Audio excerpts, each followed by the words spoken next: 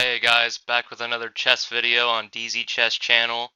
Today we're going to analyze a master game and then play a few games, maybe 2 or 3 depending on how long this analysis takes. But yeah, so we have Hikaru Nakamura and Wesley So, both very renowned chess players, well known.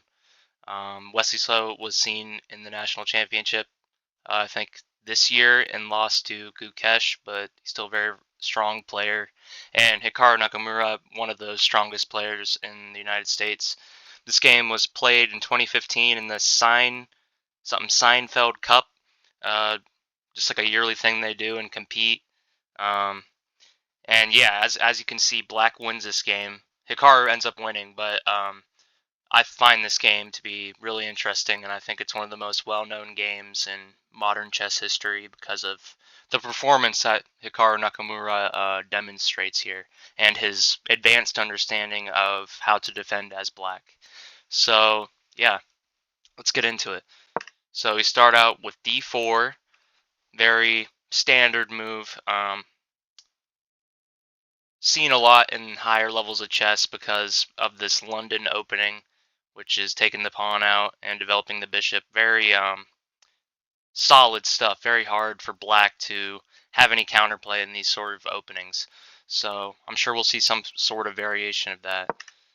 We have knight f6. Hikaru kind of going into what Bobby Fischer does, taking this knight out first with plans maybe to fianchetto the bishop and castle with the King's Indian defense, but not sure if he does that here. Let's keep going with the opening. We have c4, so this transpires into the Indian game because this is kind of how this opening goes. White wants to kind of get control over these squares in exchange for Black having sort of an unpressured knight, but Black needs to do something with this pawn, so this pawn can't come out, and White has a really strong center. And this was actually heavily debated by a lot of chess theorists in the past because uh, most of the time people think, or I guess intuitively, people will think that Black is worse if White is able to achieve this structure because of this control over these squares. But with computer analysis and with, I guess, new chess thinking, this is actually acceptable because it's theoretically controlling the same amount of squares, maybe not just as, I guess, aggressively as White is, but it still works. So Carr responds with g6. So yep, he's looking to fianchetto this bishop and get some sort of King's Indian defense. And Wesley responds with knight to c3, solidifying his control over the center and getting ready to develop more pieces out and control more squares in the center. Carr fianchettos his bishop, and by fianchetto I mean the bishop is being put on one of these squares and starting to control these long angles. Wesley responds with e4, trying to solidify center control even more with 3 pawns in the center, so very aggressive opening for White.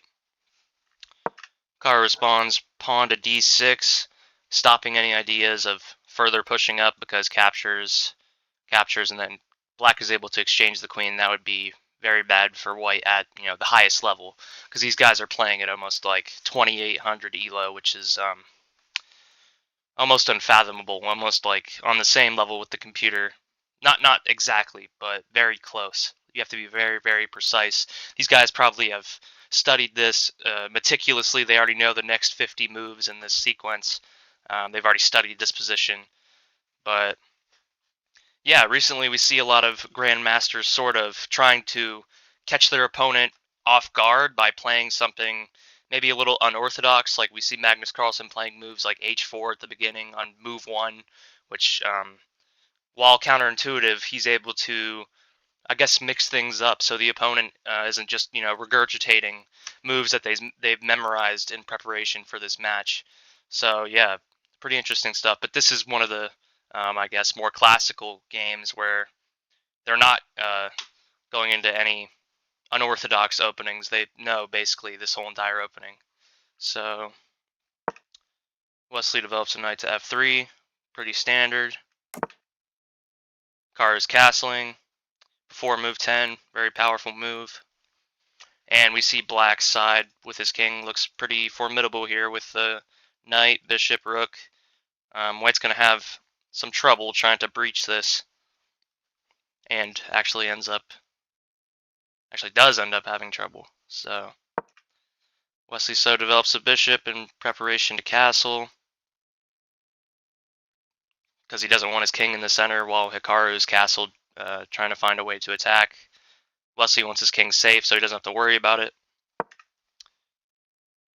Hikaru strikes in the center, e5, trying to gain initiative, recontrolling these squares, not letting Wesley have sort of a complete control over the center. I'm going to force him to advance or capture. Probably capture, or maybe not do anything. He doesn't do anything because capturing would just allow for black to develop the rook. That's why. Because if he takes and then black takes, the queen could move, but if he takes, then either way, black is controlling this lane if he captures. And that's sort of the stuff that they're thinking about. Way deeper than that, but that's just, scratching the surface of the complexities of this opening.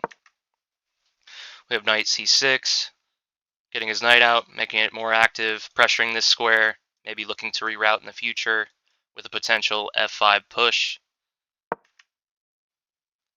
Pushes d5, kicking this knight away, making Hikaru choose something with that knight instead of it just, sitting here when he could pressure it.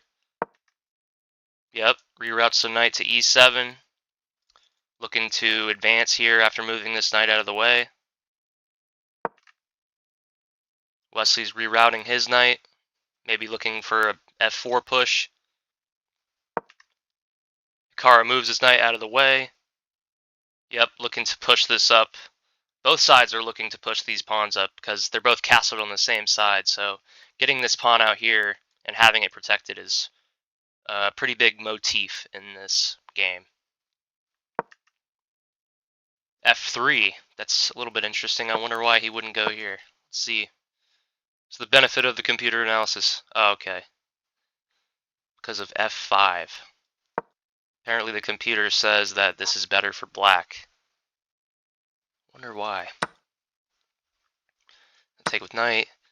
Yeah, so once it clears, it looks like black has more control over the center if he was to play f5. So I guess in this position, f3. f3 is better because it keeps structure.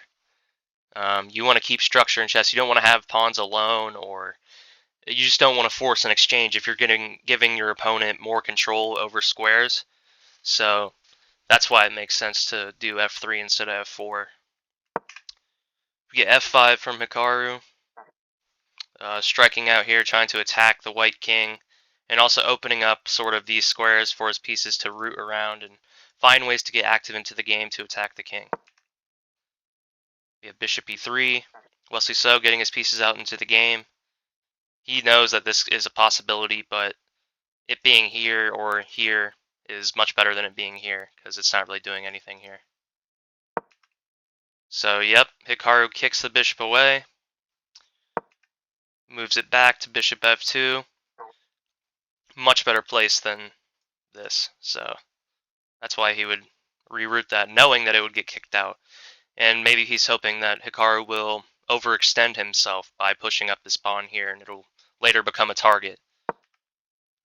But Hikaru is actually showing dedication to this pawn move by pushing this pawn up and slightly weakening his king's position in hopes that this attack will end in a checkmating pattern.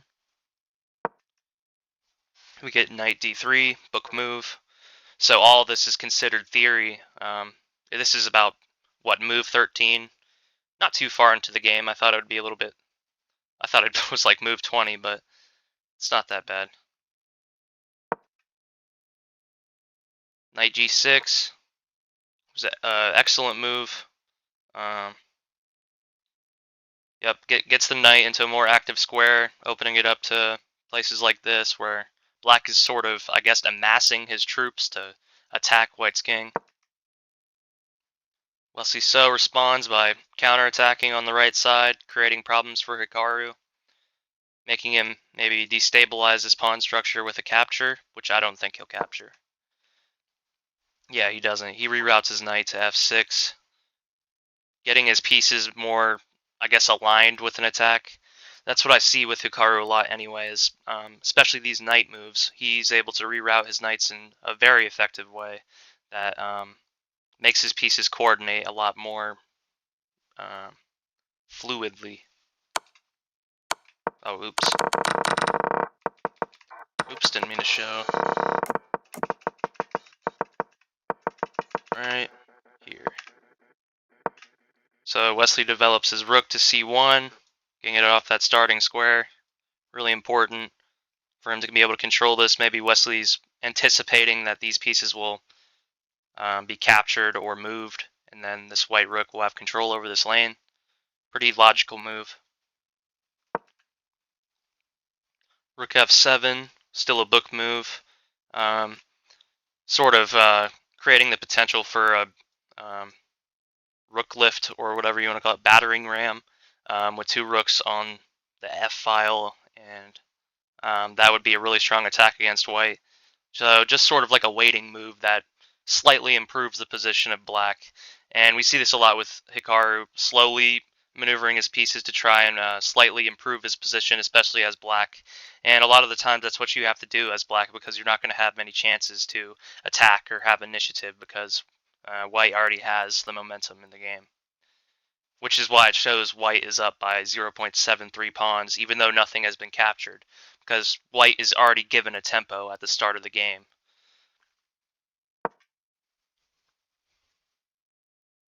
King h1, getting that king off of this diagonal. See that a lot in the higher rated games. Just creates less complications later if this bishop is needed somewhere else on the board. Hikaru attacks h5. I definitely see why he'd do that. Sort of completely destabilizing his king, because he's already developed these major pieces by his king that will sort of protect that. And notice how both queens haven't even moved off their starting squares. These two players are maneuvering their smaller pieces in ways that will make them more flexible and able to coordinate with bigger pieces like the rook and the queen. So, yep, this is starting an attack on the white side. Let's see how Wesley responds to this. In this position, I wonder what I would play. I'm thinking maybe this, but that is, yeah, it's a mistake. Maybe something like this. Inaccuracy. Yeah, this goes to show why these players are so good, because it's almost impossible to find a good move like this unless you can calculate, I don't know, 15 moves ahead. So, captures. Excellent move, and we are outside of theory now. After this move, last book move, and now these people are going into, players are going into, I guess, intuitively making moves, or by calculation. Captures on the d6 square, just sort of relieving that pressure so this bishop can do other things, and maybe look to this pawn if this rook is able to move. Hikaru takes back. Knight b5 is played.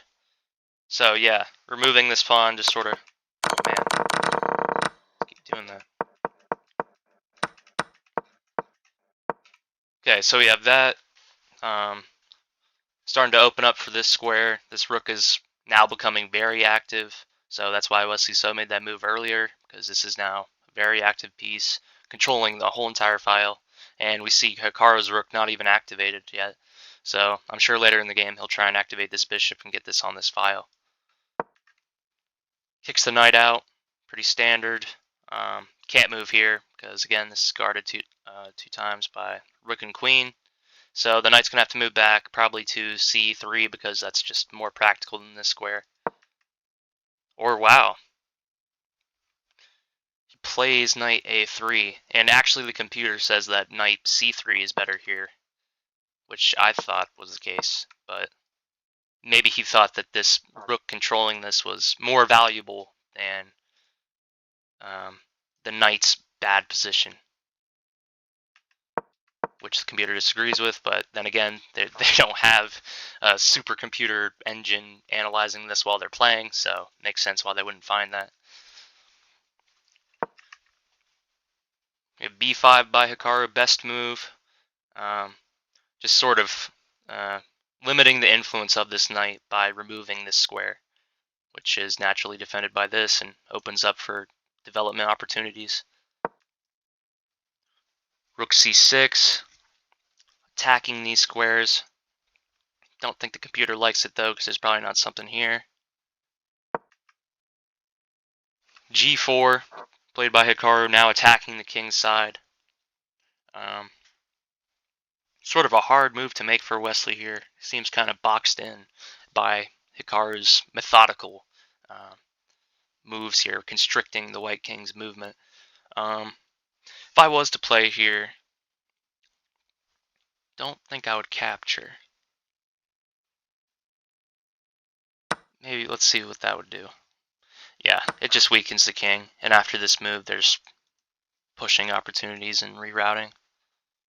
Or not even here, but something like this, this, getting the queen out into the game, bishop controlling, rook lift. Hikaru is masterfully coordinating his pieces in a way that is going to lead to some sort of attack, or at least an offensive on white's king that will probably be advantageous, seeing that the computer is already giving black an advantage here in this position. Which is interesting because it wasn't just like one blunder that made it like that. It was a slow, gradual change from white winning to black having an advantage, which demonstrates Hikaru being able to completely understand the intricacies of the board and how they're working together. Queen c2, just getting that queen off the starting square, making it more influential on the board, starting to defend these pieces, control, and support the rook. Queen f8, just sort of repositioning his queen to something more advantageous than it being on the starting square. Apparently the computer thinks that bishop f8 is better. Sort of a hard move to find. Don't know why that would be the best, but it is the best. That's why the computer says that, but I don't think a human would be able to see how that's the best move, unless it's by raw calculation, which is very difficult to do. So if queen f8, rook c1, again, just building up this file here. That seems to be what Wesley So is betting on here, to be able to trade and get an advantage, because he's threatening to take the bishop now. Let's see, because say he made a stupid move. Yeah, it's a winning exchange. So Hikaru is going to have to defend this somehow, probably by. Wonder how I would defend this. Probably, yeah. Bishop b7 or bishop d7 is definitely the move. We get bishop d7, great move. First move that's better than a best, or not better than a best, but better than like a good or an excellent. We've had best moves, but I guess a great move is better than a best, because there's no other comparable moves that are as good as this one. And in this position, there's only really one move you can make, which is bishop d7. Wonder why bishop b7 wouldn't work here. I saw that and I thought it would work. But clearly this gives white a small advantage with rook to c7. Oh, because it's creating a trade, an unfavorable trade for black, because black is wanting to attack this way, and by white being able to offer this exchange, and if black doesn't accept, then white is getting a good positioning with his rook here. That's why that bishop d7 is the best move, because it blocks that exchange and doesn't let white stall. So get bishop d7. He still goes rook c7. The computer says it's not worth it. There's nothing valuable here. Says he should have done knight to b1. It's telling him to offer the sacrifice. It's kind of interesting. It says bishop e1 is the best here. Wow. Didn't really think that was the best move. Maybe retreating the rook so it doesn't get captured, but apparently the computer says that sacking is the move here. And I want to look into that. Because apparently it's giving white a passed pawn, but the computer says now we can activate this way. And this pawn is just not going to survive. Or at least has no chances of promoting. Very interesting moves by the computer.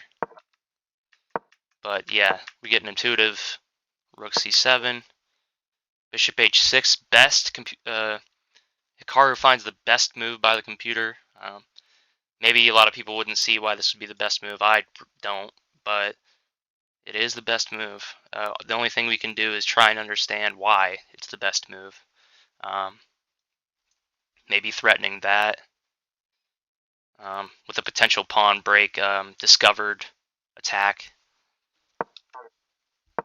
So I get bishop h6, bishop e1 played.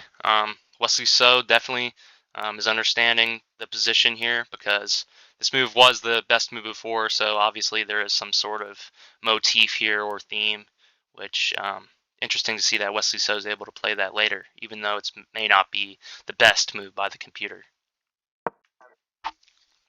Get h4, continuing his attack. We can see Hikaru slowly inching up his pawns on the white king.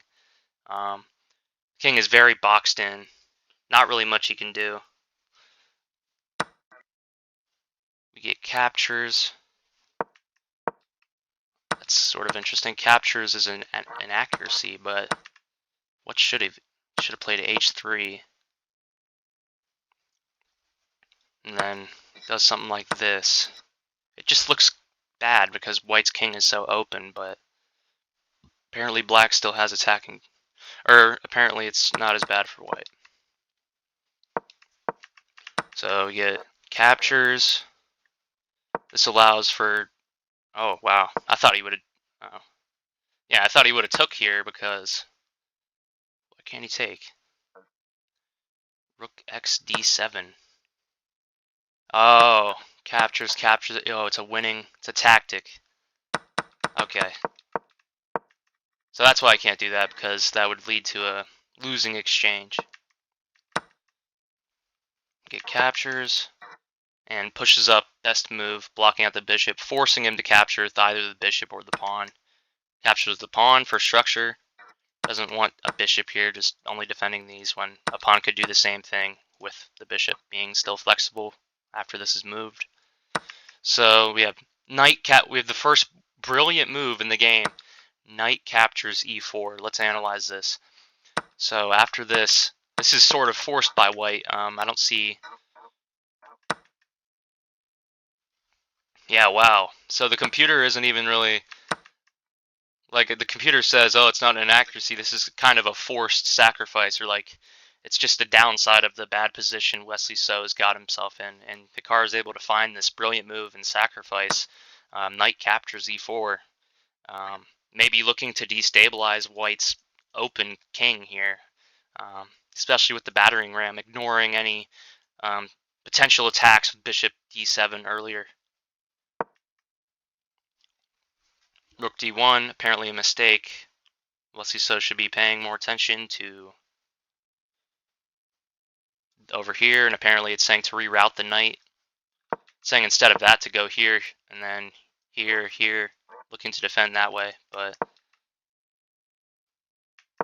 we get rook d1, probably just trying to defend that. And we have rook x f3. Wow, second brilliant of the game. I know he has a lot of brilliance in this game, but I'm not really sure how much. We get a rook sacrifice right after a knight sacrifice, which is nice. So, yep, sacrifices the exchange, and Wesley So ignores this, but rather takes bishop here. And we get another sacrifice and a brilliant rook f1 check. Wow. Hikaru just ignoring everything, just slamming right into the center. Takes. And yeah, he's basically going to lose the exchange here. Wesley So's already up 3, with this being another 2 pawn profits, so basically down 5 here. Doesn't take it, which is interesting. Oh, because it's just instant checkmate. Gotcha. So, yeah, the only move he can make is King G2. I mean, this is like the 3rd brilliant move, so this is a really good performance from Hikaru Nakamura. And let's see what he does next. Bishop E3. Good move, just sort of solidifying his attack here, getting another piece onto the board. Knowing that he could still take this, he doesn't care, because he thinks that this will lead to a checkmate. And basically, just leaving this rook here. And still not taken. The rook is still not taken after this. Wesley So, I guess, gives up a sacrifice here. This is kind of hard to analyze, guys, because it's just really high-level chess, and I don't know. I probably would have just took all the pieces when I had the opportunity and lost, but these guys are just, they just know that that's not what you're supposed to do in this position. Another brilliant pawn take. So Wesley So's giving up the bishop and then taking it is a brilliant move. Let's just say, what if he didn't do that? I guess nothing works other than that. What if I did this? Is that... It's a miss. Oh, it's just telling me to take it. Okay, that's the only brilliant I could do in this game. Just taking it. And then get... Takes the rook finally. Rook takes f1. We get a knight check, knight h4, great move. Just start cornering the king, starting his attack. It's finally starting to lead to an attack here after all that building up and all that slow pawn pushing on the left side. Everything's breaking now. All the pawns are being traded. And when the smoke clears, it looks like that Hikaru's king is much safer. Even noticing how they're both like all open. They've expended all their pawns, pushing it up. And yeah, with all these incremental knight movements and rerouting, Hikaru is able to get very strong positions for his knight, even getting a tempo now, despite his queen under attack. And gonna make the natural, or the only move he can make, King H3. And we get Queen H6, very logical move, threatening a discovered check, which could lead to catastrophic consequences for white if they don't respond properly. Get G5. Best move by Wesley So.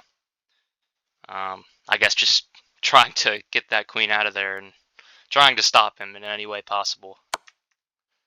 Get knight takes G5, check, and the king is slowly being lured out of his fortress over here into black. We get King G4, knight H to F3, looking for some checkmating patterns, threatening checkmate there in the next move. Brings the knight out, stops this from happening.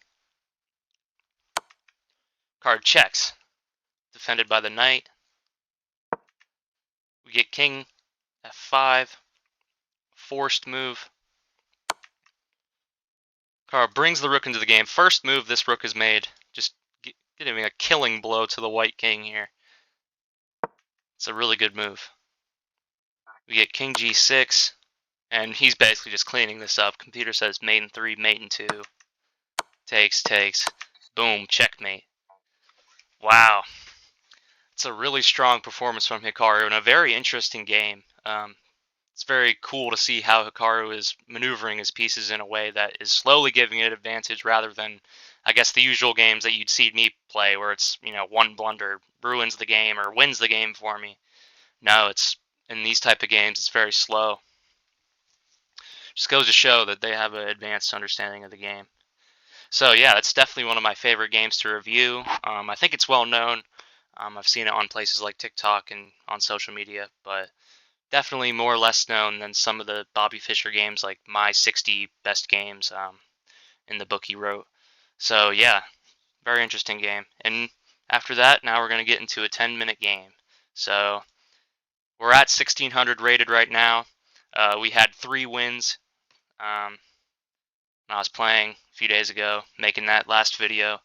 So yeah, let's see if we can get a win here and get to 2,000. Might have to stop the series early if we reach 2,000 or try and push further. So we have an opponent. I guess e5, e4, e5. I like e5 as a response. It's just kind of standard. King's Gambit. Wow. Okay. I don't know the line here, so I have to be very careful with this. I'm just going to take. I think that is the best line. Develops his knight. Maybe looking to play this in the future and capture back. I know this is the main line, but I just don't really know how to play it.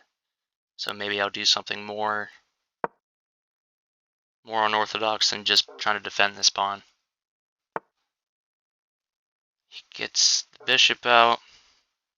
Maybe trying to bring his knight here and threaten this. So I'm going to play the preemptive move h6 to stop any ideas of that. Takes the center, threatening my bishop. Have to move back. Gonna move back here, and I'm not worried about something like this because I always have this move. Captures back. He has strong center control. I need to find a way to counter that. If I go here, he could go here. And then,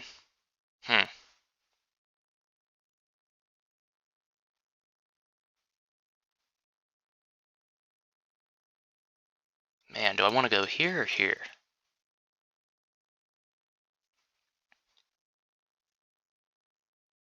This might be the better idea. So if I go here, I'm just allowing him to advance further with a tempo. And with here, I'd rather have my knight here, threatening this. Yeah, so I can get a tempo here by attacking.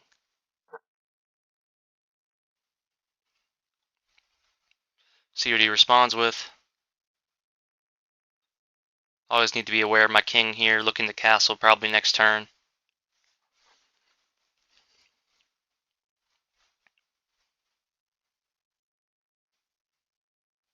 And this is the King's Gambit accepted. Interesting move. Thinking there's some sort of tactic here.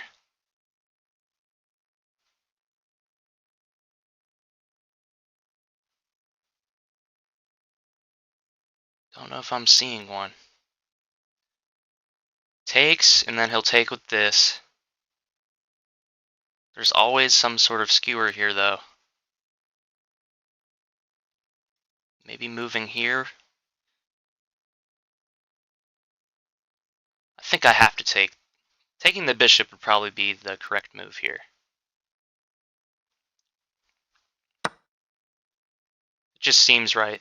Because I'm trading his dark squared bishop for my knight.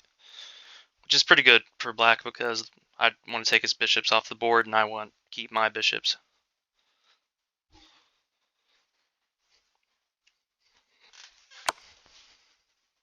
Oh, didn't see that. Wow, didn't see that was undefended. That's definitely a blunder. How can I get out of it, though?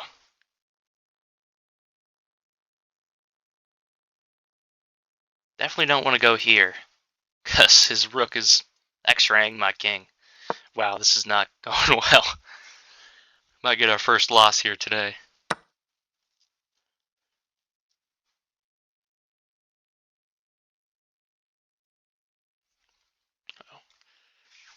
Takes a knight. Thinking I should try and develop my rook to f8. Maybe striking in the center would be best here. He is threatening a fork, though. So that's something I have to be thinking about.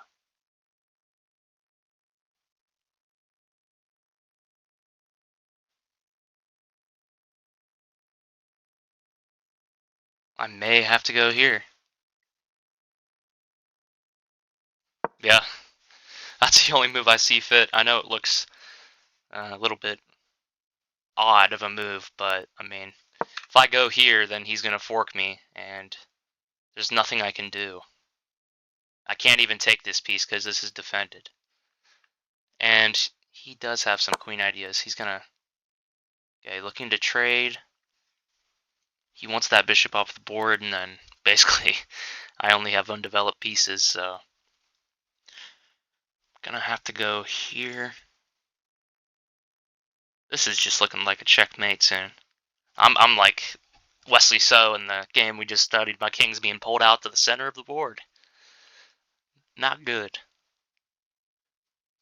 Or he can't check me here because he's just gonna take. Yeah, he'll probably just take.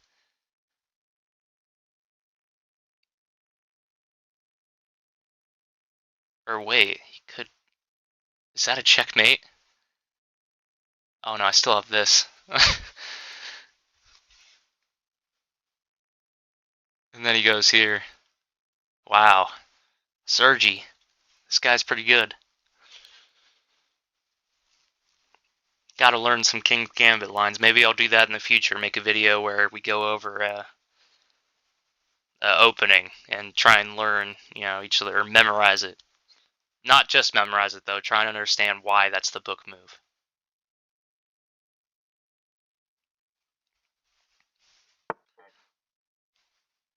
So he brings the queen out.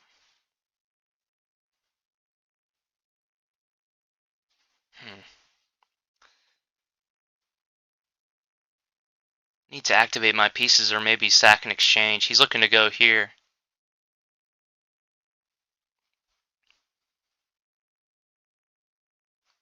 Maybe something like this would be smart.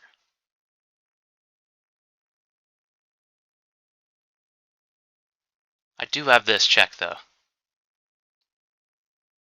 I'm going to take that. Just a free pawn and eliminates any chance of this, but it also opens up his queen, so maybe that's not really a good idea. Now I have to try and cheese him and try and get a back rank mate because I don't see how I'm going to win this. Oh, he could take the material here, but I just don't see how. I'm not going to get checkmated in the next 2 moves if I don't do that. Or if I do that. So I'm going to need to find a way to defend the king. Maybe by this? Because his immediate next move is going to be this.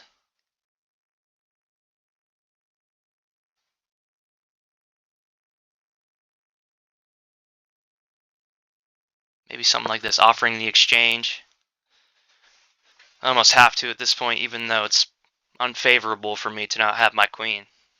But at this point, I need to, simplify it maybe so I can get a chance to win. He will take. I'm threatening his rook unless he wants to go here.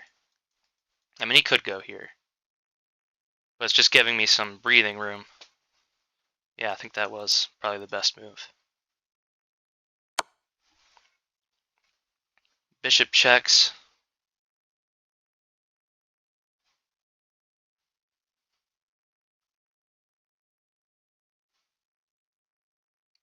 If there's a way out of this, I don't think there is.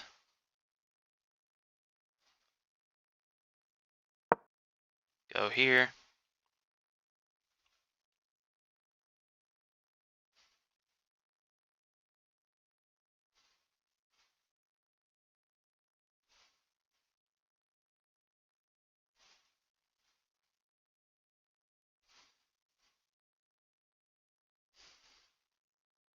Thinking. He checks me. But I'm thinking I can just take. Probably check me again.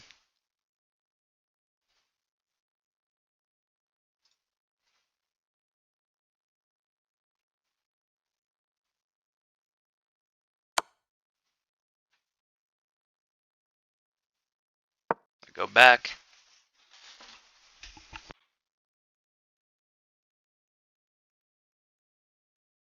Don't think he has any more checks. I just have to try and simplify as much as I can.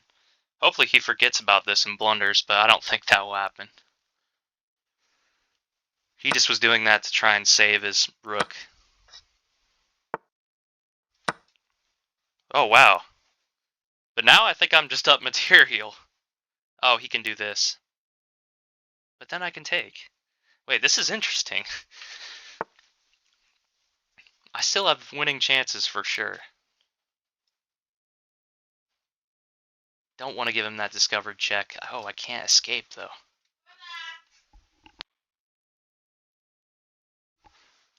Okay. Maybe moving the king here.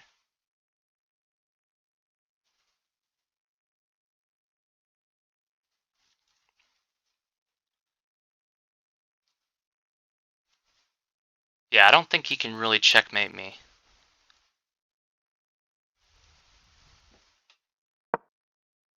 Moving there seems best, actually. I have so many undeveloped pieces. I need to get this out somehow. I just was moving because he'll have a discovered check if I don't move the king. Because he can just go here, and then he's going to take the rook.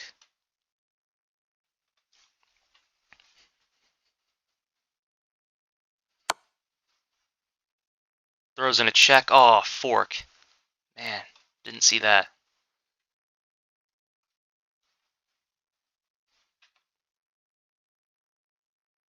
Guess I gotta move the king this way. He's gonna take. I'm gonna try and get a tempo in. If he throws in a check, I can take. Then he'll throw in a check there.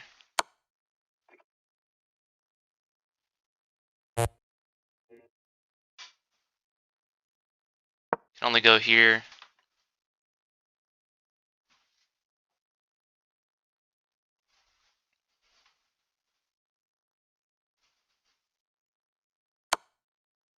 Checks. Man, this is actually not looking very good. This might be a checkmate. Oh no.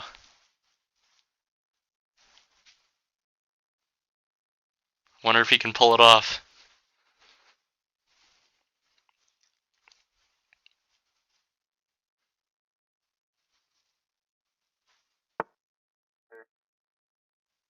He moves there. See if I can escape with my king. I can. So I'm gonna do that immediately. Even if he gets a discovered check, it's worth it.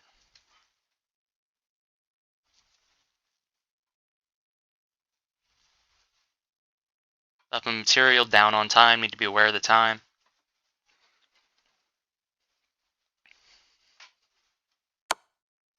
Takes, I'm taking immediately.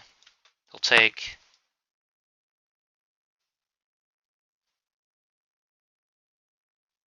I'm gonna trap his knight. By doing that, meaning he can't take here anymore.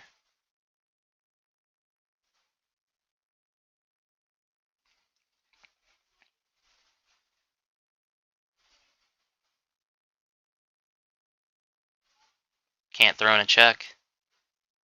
Could do something like that.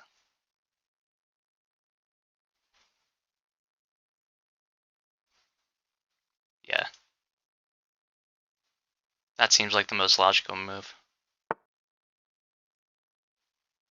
Does that. I do like that. I'm gonna kick his bishop away, not giving any chances for him to escape.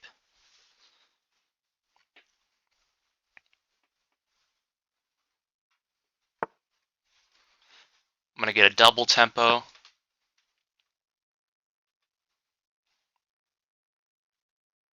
And now I have moves like this, which are gonna force him to either move and get captured or not move at all and make me move twice. But yeah, we almost came back from this game. We're very close. Can't make a blunder.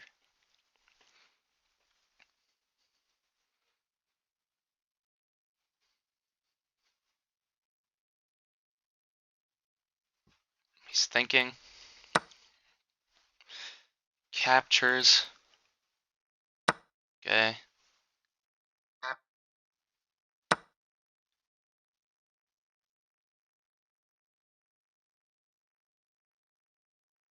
Now I'm going to threaten checkmate.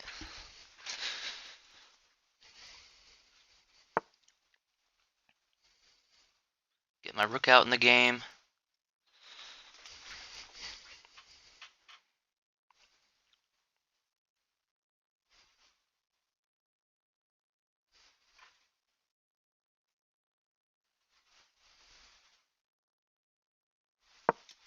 I'm gonna move this pawn so I can go here and then get some ideas on how to capture these pieces.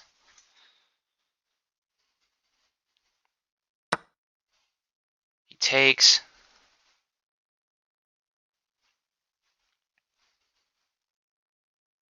I'm gonna go here, kicking his knight out.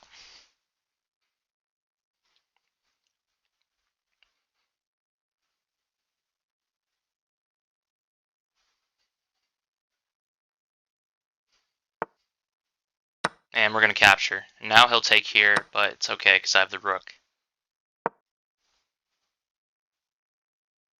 And now I'm threatening this.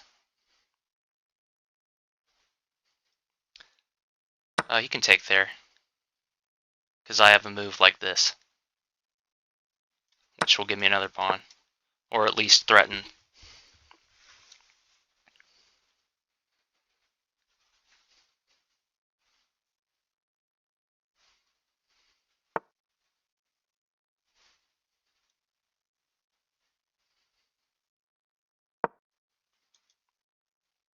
Like that, so it's defended by the king. Don't have to worry about it anymore.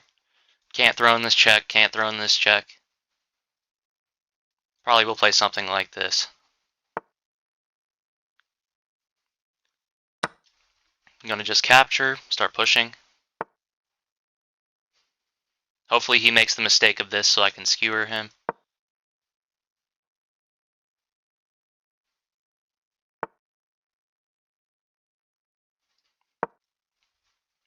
Gotta be careful here about the queen potential.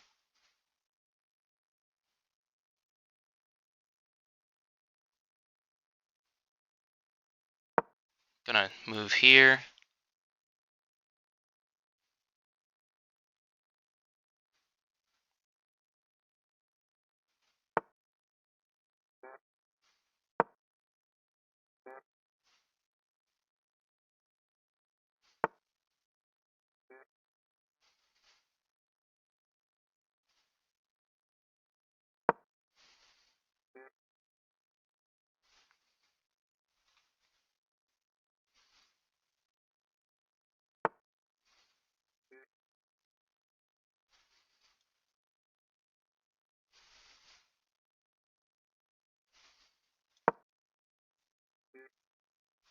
Probably will throw in a check here.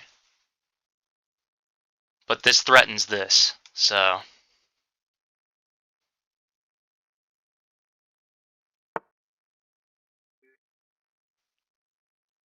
just advances. I'm throwing a check. Can't go here, can't go here. Has to move back.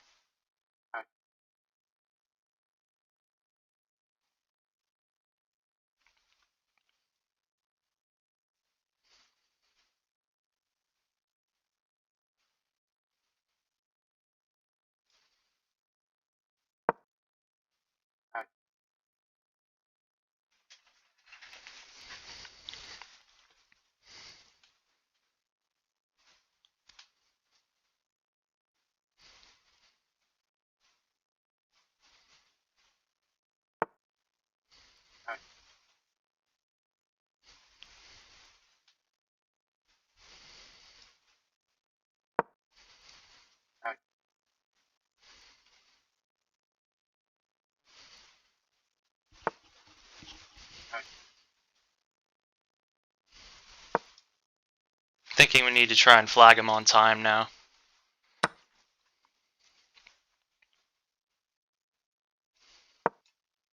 Yeah, he's moving very quickly.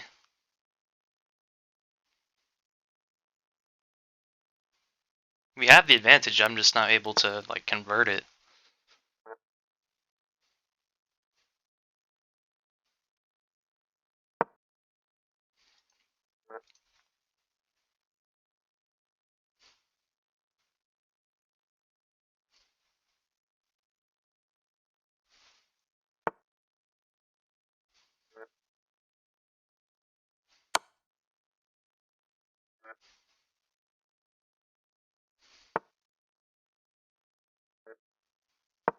Oh no! Oh!